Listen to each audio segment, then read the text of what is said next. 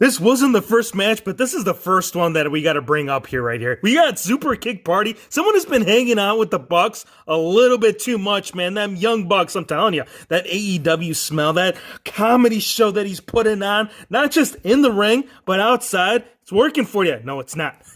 He did bring some super kicks, though. He brought one. He brought two, but it wasn't enough to keep Goldberg in, and I thought it was going to be right, man. So the match, right? We got the spear, we got the jackhammer out of Goldberg, and I was like, oh man, I thought we were going to get two. Bell rings, 1, 2, 3. Goldberg picks up the win, but Ziggler, he wasn't done. He picked up the mic, he kept running his mouth. Goldberg was going backstage, and he's like, I still want some more, man. You can't beat me. So he comes back in, and Hero Fix was right. Yes, I hit the nail on that coffin to say 2 spears, 1 jackhammer. That's all we're getting that night. Nope, it wasn't done. He still wasn't done. After he'd gotten another spear, he says, come on. And I thought it was just going to keep on going. I thought it was going to be an endless cycle of endless spears from Goldberg, but one more to seal the deal, and he finally just kept his mouth shut. He says, I'm done. There's no point. We ain't doing anywhere. We ain't going anywhere. Goldberg is coming back regular. So he yelled, man. He says, I'm back. Was he back? According to WWE, they might bring him back here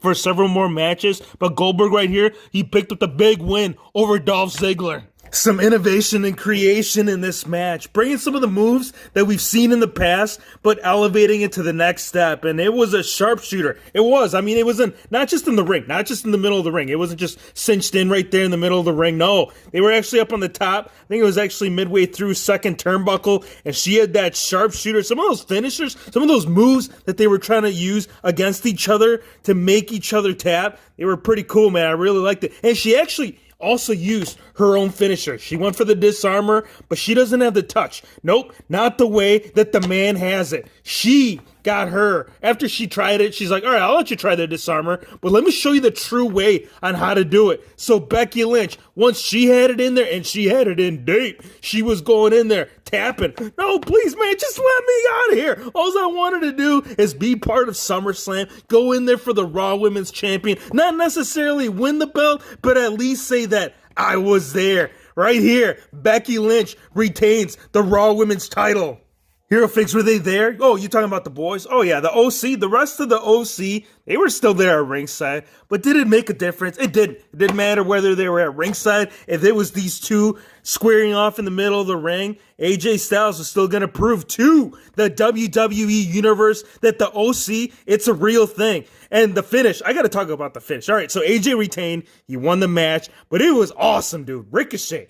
Look, these two have never left us short out of any other match that they've had. This one standing out to me no different. But the finish to this, you guys, it was epic. Like, this could have gone bad real quick had they not landed these two, but these guys are like the ultimate. These two right here, when it comes to like the high flying that WWE offers, man, these guys are up there on the list. So he went up top, right? He came down and he was about to hit him, but AJ's like, no, hold on, let me hold you up right there and give you a style splash to Ricochet to retain the U.S. belt. The expression on this figure justifies what had gone down in this match. And I would be too, man. I'd always keep that mouth wide open, running it like it's never gonna end, because Bayley, what are you doing, man? She keeping this for a minute. She's gonna.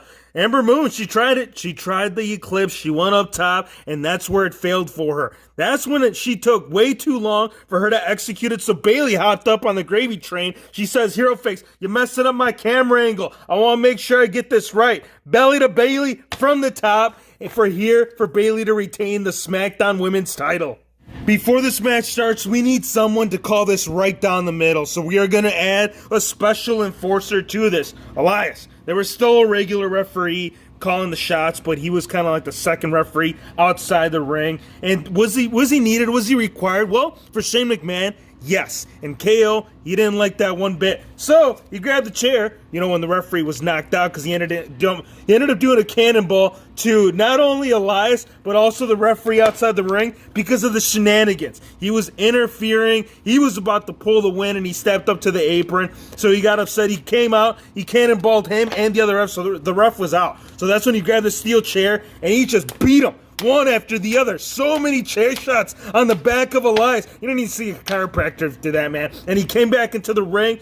Dirty low blow again when the referee was not watching. Stunner. There you go. Kevin Owens. Thank you, man. One win right here for Canada. Where were these moves 20 years ago? Trish, she didn't just dig deep back to her old move and ground set. She pulled out some new tricks out of that book. This match was very, very fun to watch. I mean, midway through it slowed down quite a bit because it was all one-sided. It was Charlotte just beating her down, just holding her down. She actually even locked in a figure eight of her own, but it wasn't quite as successful as the Stratus faction. But even the Stratus faction couldn't do it. It didn't cut it. And the high-flying moves, well, we saw some. She could still pull off that Hurricane Rana from the top turnbuckle, but when it came down to it, man, was the true, not the regular figure four, but the figure eight from Charlotte that made her tap. We're in Hoot Nanny, Boot Nanny, Toot Nanny, Randy Orton's nanny. I don't know who Orton's nanny is. If I did, though, I'd be going to her and be like, yo, how could this match end like this? This is what I love about the Toronto crowd. If you guys have ever been to that arena, they're very vocal, and they'll let you know exactly how they feel, and they did. They were yelling, man, this is BS. It was. Okay, I get it. If it was a count-out, I understand. They actually didn't even get into depth, the reason as to why they rang the bell. So, before I even get into that section, all right, Kofi Kingston, he's like, I'm feeling a little high-fly action today. I'm going to go for the top turnbuckle. My favorite kinds of moves is going up high, but Randy Orton's like, bro, you must have forgotten, dude. I think you must have forgotten about the RKO out of nowhere, and he caught him with it. And then Kofi Kingston, he went ahead and rolled out of the ring.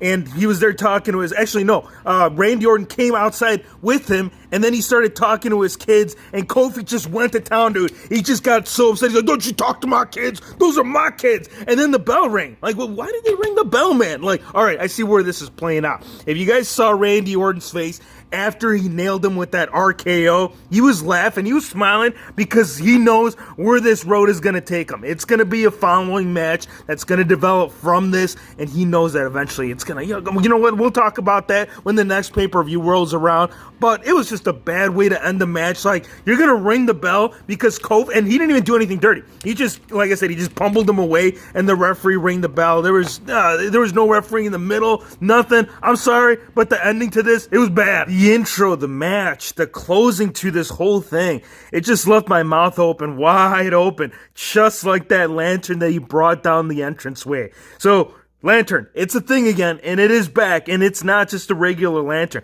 It's actually, from what I picked up, it was Bray Wyatt's head stretched out, shoved the lantern inside his mouth, and he carried it into the ring. That was so, man, you gotta see it, like the eyes are all like crisscross, like it's so bad, dude, but it's good at the same time. Like, it's a very unique, creative accessory that he will now carry into the ring.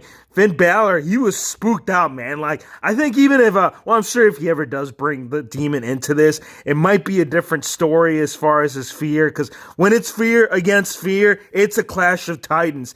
Right here, he did fight back a little bit. His biggest drawback and flaw throughout the match was that he was listening to his hands too much. I thought it was just going to be one of those things that's what he was going to use to kind of fight over regular Bray Wyatt versus The Fiend. No, it looks like this is going to carry throughout, where he's trying to make sense or trying to listen to a better, or not a heel, but the actual voice of reason, and he didn't. So he wasted quite a bit of time, and that's where Balor got some drop kicks. He got some nice, just, overall nice counters, but it was when he went for the coup de grace that it played against him, and he did this thing where he kind of like went to go snap his neck, and it was strange, man. The mandible claw also played an important role into this. I thought it was just going to be a thing where he attacked Mick Foley, and because it was his own finisher, but he went for the mandible claw, and that's how the match closed out. He went ahead and pinned him with it. First he passed out, and then he pinned him 1, 2, 3. What an epic debut, you guys. I couldn't have asked. Maybe some slight, I don't know about that snap in the neck.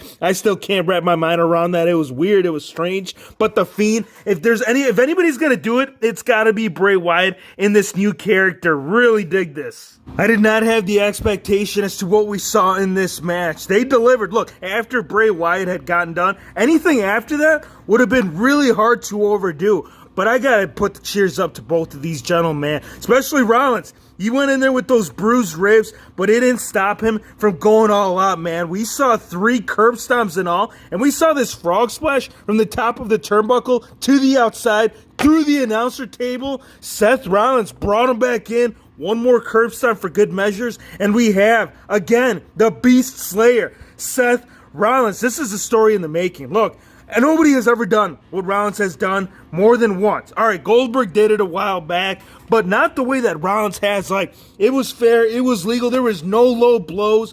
The expectation from Seth Rollins, he out-delivered to what anybody expected for him to do in this match. Lesnar, what are you going to do, man? Are you going to come back tomorrow? We might not see him for a while, but that's all right. Because Seth Rollins right here, he did his job. Now to rank this pay-per-view, I gotta say it was pretty good. I did enjoy a lot of the matches. There were some in between that really just didn't have much all that effect as to how the overall pay-per-view felt. But I gotta say the debut of the Fiend, Seth Rollins, doing what he does best, I'm gonna give it a thumbs up for sure. Hope you guys enjoyed the video. Be sure to hit the subscribe button if you're new to the channel, and we'll see you on the next one.